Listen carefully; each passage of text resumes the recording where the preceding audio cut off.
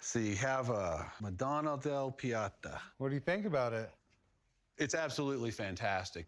You don't see these a lot of times. There's not a ton of them that come on the market. Michelangelo himself considered this work and, of course, the David his two greatest works. And it's an exact reproduction of Michelangelo's Madonna del Piata. This is the only piece that Michelangelo ever signed. They say the reason he did it is there were tourists even back in his day that went to the Vatican, and they identified it as a different work, and he heard them. And he carved his name right into it. Oh, that's pretty cool. The mold for this was the marble, so the cast is exact. So with bronze, what you want to look at is any rough spots, any weirdness in the patina. Make sure the markings are right. I see a marking right here. Yeah, 154 out of 500. Yeah, that's the new Renaissance right there. So that's what you want to see. Very, very, very nice patina on it. There's no damage. This is absolutely legitimate. This is the original New Renaissance that was commissioned by the Vatican. It's fantastic. So what do they want for it? He's asking 80,000. Tell me what you think. I think that's too high. Ooh, Kai Koa. This artwork on the secondary market in a gallery, it's right around $35,000. But they're selling for 80. If you get it from New Renaissance, it's 80,000. However, there are some on the secondary market. The secondary market's bearing right around 35,000. So it's worth 80, just not today. Yeah, not today. But the workmanship is fantastic, and there's no doubt this is one of the pieces that New Renaissance issued initially. Okay, well, appreciate you coming down. Hey, thanks, John. Take it easy.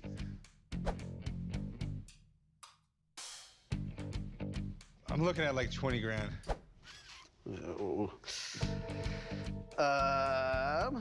25?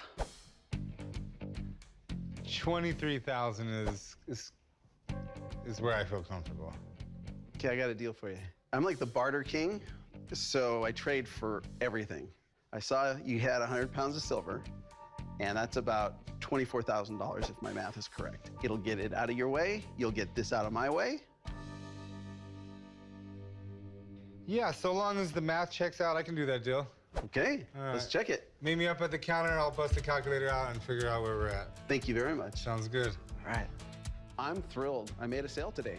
Instead of the $23,000 that he offered, I was able to get $24,000 worth of silver, 100 pounds. His cost in it may be a lot less, and the value to me is a lot more. All right. Oh my Lily. There she is. I can't believe it.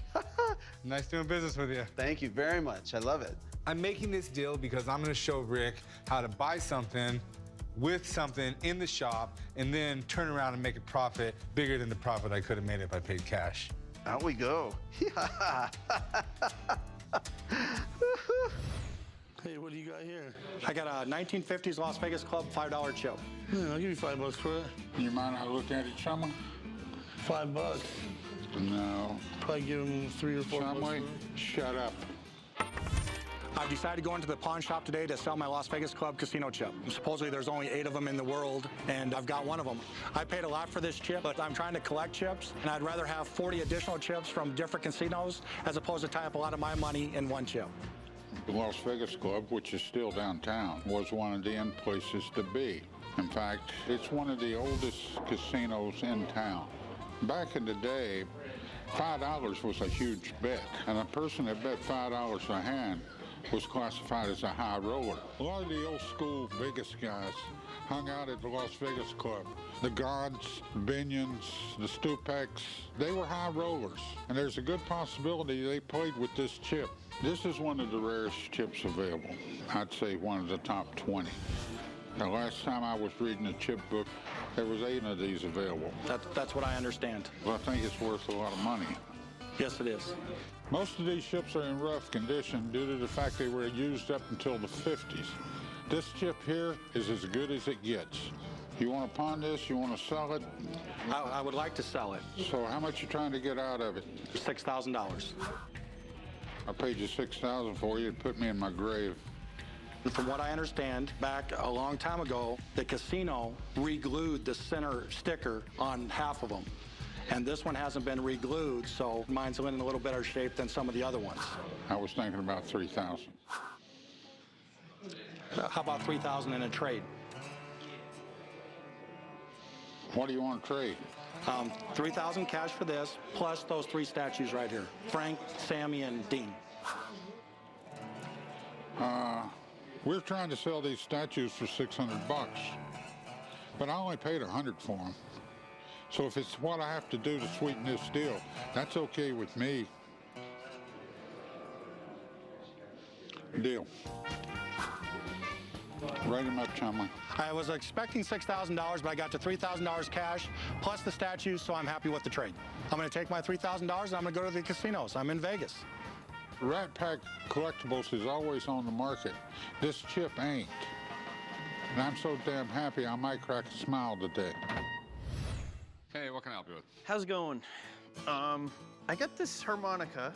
My grandfather used to play it all the time. Think it'd be kind of fun to make Chumley stick his lips up to it and play it? Oh, they definitely have to sell it after that. I came to the pawn shop today to see what I can get for my old harmonica. It's got some pretty neat stuff on it, and I don't know what it's worth. I'm hoping I could get a Rolex out of it, but I might be reaching a little high for it, but we'll see. So did your grandpa play a lot, or? Yeah, I remember him playing it by the campfire all the time. He always had it in his pocket. Works great. I don't know how to play, but Okay. Do you know anything about it? not really. Okay, I've actually seen a few of these before. That right there, that really seriously ugly dude is Honer, the guy who owned the company. Wow. Who made the harmonicas. They also made accordions, just about any instrument with reeds. This harmonica is beautiful, and it's in amazing condition for something that's 90 years old. Honers were some of the first harmonicas imported into the U.S., and old ones like this with the Zeppelin on the front of them are highly collectible. And this dude right here is Baron von Zeppelin. That would be the blimp part of it. No, Zeppelin. There's a difference between a blimp and a Zeppelin. Really? Yes, when they talk about a Zeppelin or an airship, it's a rigid frame. A blimp, it does not have a rigid frame. So if you take all the air out of a blimp, it's just basically a balloon. So why would the Zeppelin be on the harmonica? Because this one was made in 19-teens to the early 20s. Yep. Zeppelins were the coolest thing in the world at the time. They really were. And they were really considered the future of flight. They didn't think planes were going to be circling the world. It was going to be giant Zeppelins going everywhere, and that was the future of travel throughout the world. Right. I love the fact that this harmonica shows a Zeppelin on it. It shows how popular they were at the time.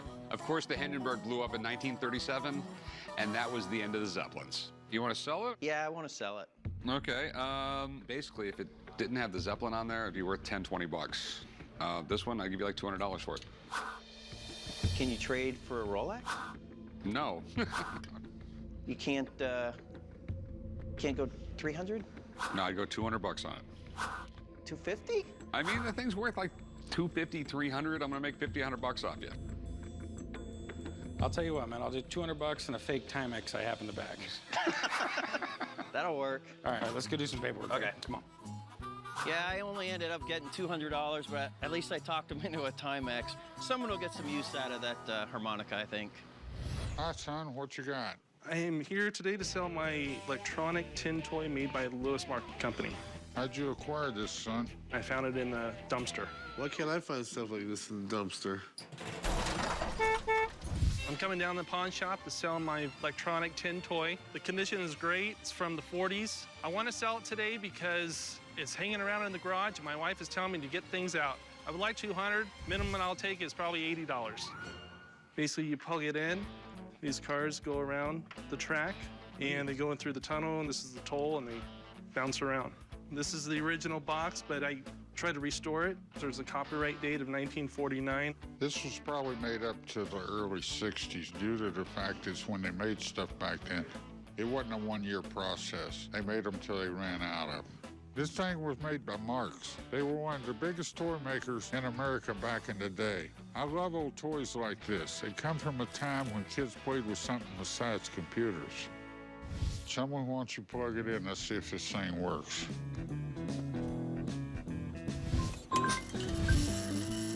See, there's already a traffic jam. It seems complete. So you kind of get the idea of what happens. They move all around It's pretty neat. Oh, Turn it oh, off, yeah. gentlemen. I'm having fun. This story is All right, we neat. hit the 12 I'd hour love mark. to I'm have out it in here, the guys. store, but I got to pay a price for it that I can make a profit on. So what are you trying to get out of it? 200. Ain't no way. $50, $75 retail toy. I'd be a buyer in the neighborhood of $40. This is all Peace out. almost mint condition. You tried to restore it, but the box is destroyed. How about 75? Now, $40 would be tops on something like this, son.